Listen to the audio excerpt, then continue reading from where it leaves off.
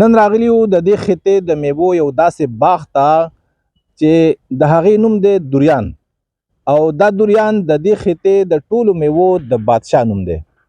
دوریان د میوې ته ولې وایي؟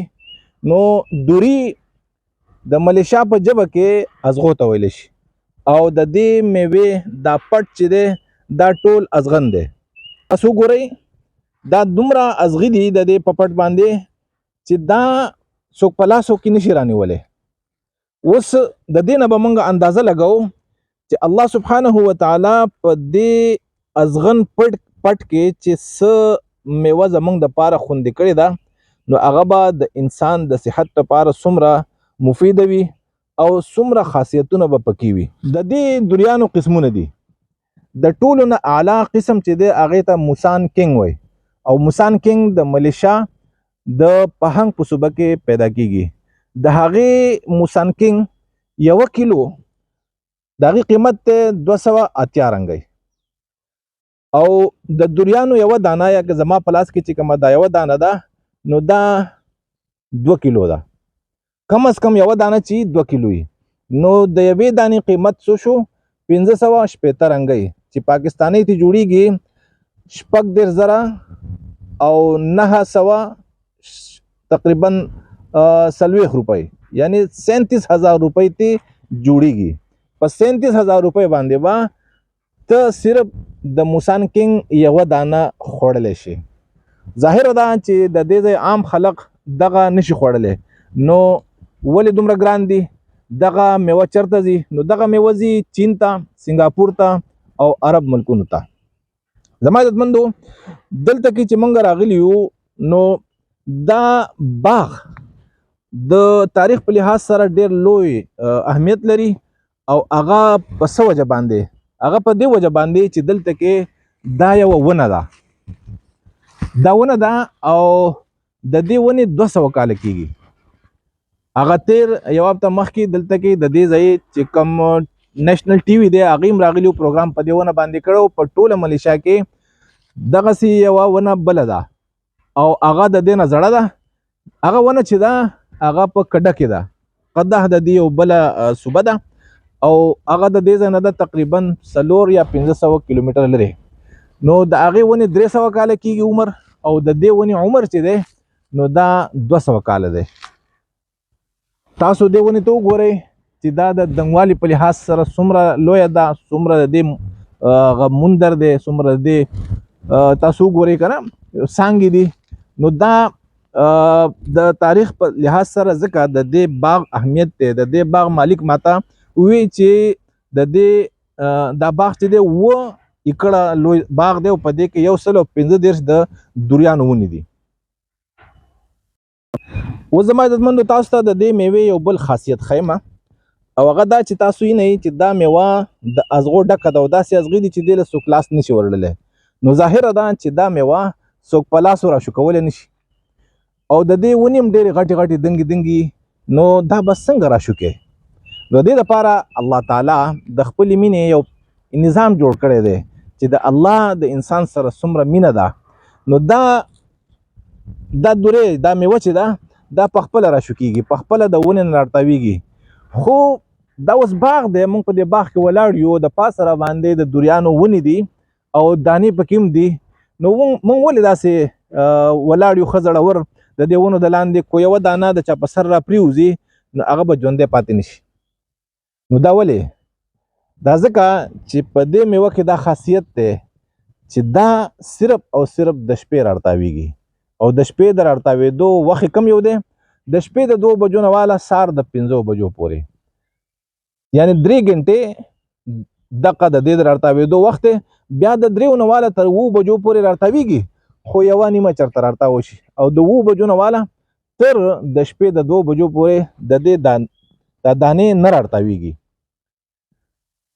هر څومره تیزه سیلۍ چې شي، هر څومره تیز باران چې شي، نو دغه سیلۍ، دغه باران، دغه غرمه د دې ونې دا تاسو وینئ که نه دا غندل چې دی، نو دې غندل له طاقت ورکوي. دا کوم سیلۍ چې چلیږي، کوم باران چې وریږي، کوم غرمه چې په دې لګي د ورځې، نو هغه دې غندل له دې ځای له طاقت ورکوي، او دا د ونې سره ښه پیوست کی راړتاویږي نه. اوس موږ په دې باغ کې ولاړو او تیز سیلۍ رااله، نو د باغ مالک وي چې دا سیلۍ دې له طاقت ورکوي. د شپې څه چل وشي، د 2 واله تر 5 بجو پورې سیلۍ ودرېږي او موسم بل شان شي. نو په دغه وخت کې چې کومه دانه پخه شي هغه په خپل راړتاو شي، او چې په خپل راړتاو شي سار کې د باغ مالک راشي، دا وګورئ تاسو د ونې لاندې دا ځای پاک کړی دی، هلته کې واښه ډېرې بلې دي. نو څه چل وشي چې د باغ مالک راشي او د ونې لاندې وګوري چې دانې راړتاوې شوي دي، بس هغه دانې په ټوکرۍ او خرڅ ته وسی او بیا ورته ګوري بل سار ته. نو دا هم د الله سبحانه وتعالی د انسان سره څومره لویه مینه ده چې د دې دانې د راشو کولو هیڅ انتظام نه کیږي. نو چې انتظام نه کیږي څه چل به سره انسان کوي؟ نو هغه دا دی چې یاره الله ورته په خپل راړتاوی او په خپل ورته ولې راړتاوی. نو دغه نظام تاسو ته ما ووي. اوس د ورځې انسانان په دې باغونو کې کارونه کوي، نو که چېرې دا دانې راړتاوېدې نو خامخا به دغه انسانان زخمي کېدل، مړه کېدل به. نو د دې انسانانو د زندګۍ په خاطر باندې الله سبحانه وتعالی د دې دومره قیمتي خو خطرناکې میوې د راړتاوېدو د راشو کولو داسې نظام جوړ کړی دی چې انسان ته څه خطره نشته دی. ملګرو دا زما سره په خوا کې ولاړ دی د دې باغ مالک توان حاجي زهري، او د دې نه به تپوس کوو د دې په ژبه کې چې دوریان دا په کال کې څومره میوه کوي او چې کله وکرې د بوټی ولګې نو په څومره کاله کې دا میوه را رسي. توان السلام علیکم ورحمت الله وبرکاته. Waalaikumsalam warahmatullahi wabarakatuh. Tuan Zahari, buah durian ni dalam 1 tahun berapa kali dia bagi hasil? Okey. Saya mula menanam durian daripada 2017 sampai 2023 baru mula hasil. Bermakna 5 tahun. 2017 hujung sampai 5 tahun tu memang dah boleh berbuah. Tapi buah-buah tu peringkat awal memang kita tak kasih buah banyak. Memang tak kasih buah banyak sebab apa, akan merosakkan pokok tu balik sebab dia tak mampu untuk menanggung. Imun dia masih tak cukup. Mana kita satu durian ni durian musim tahun, setahun sekali. Tapi kalau ada perubahan cuaca dia akan keluar bunga lagi setelah dia stres kepanasan yang melampau.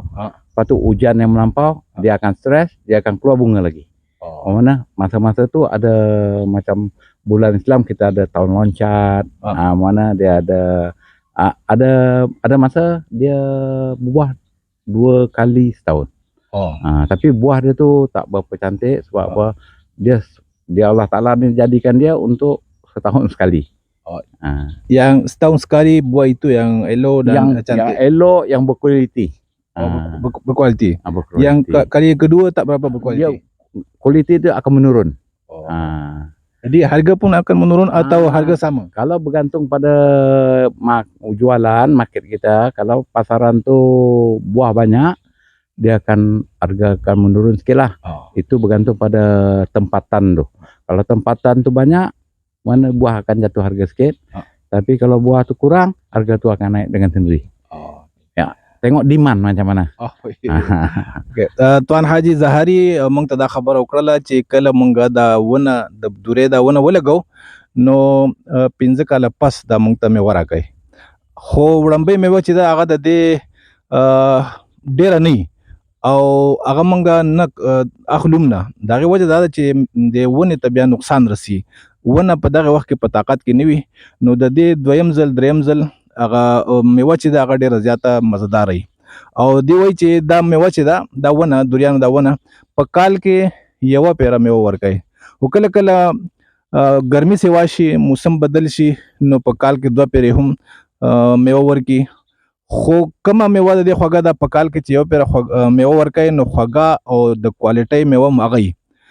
او چې کله د دویم ځل دی نو هغه دومره کوالټي د هغې ښه نه وي. ما ته تپوس وکړو چې آیا چې دویم ځل میوه کې نو د هغې قیمت هم کمیږي لکه څرنګه چې دویم ځل میوه د هغې کوالټي کوزه شي نو د دې قیمت هم رارتاویږي. نو دی وایي چې کله میوه سوای ډېرې میوې وشي باغونه ښه کال ښه آباد وي نو بیا خو میوې قیمت کم شي ګنې قیمت هم هغه رنګ وي، یعنې په قیمت کې څه دومره فرق نه پرې باسي خو کوالټي د دې راکوزه شي چې کله په دویم ځل باندې دا میوه ورکوي. په دویم ځل میوه هله ورکوي چې کله موسم ګرم شي او بارانونه داسې ډېر نه وي نو دا ونه بیا ګلونه را وسپړي غوټۍ را وسپړي او هغه میوه شي.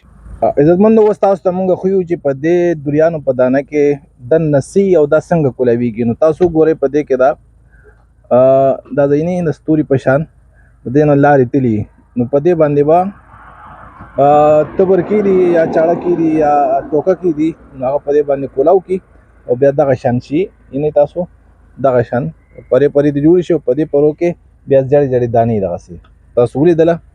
دا د الله سبحانه وتعالی څومره لوی فضل او احسان دی. دې ته وایي موسان کینګ په دې کې دا وګوره دغه دی ستوری دی.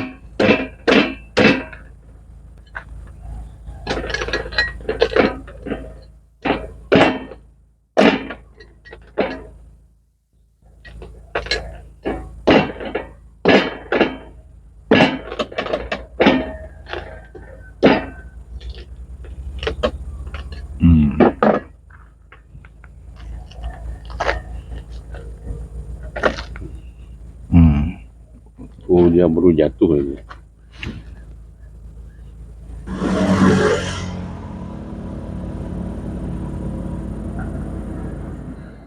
اوس د دې میوې تاسو ته مونږ هغه دانې ښیو چې په دې کې الله زمونږ دپاره څه ایښي دي نو هغه دا دي تاسو وینئ او د دې میوې بوی او خوند داسې دی چې هر سړی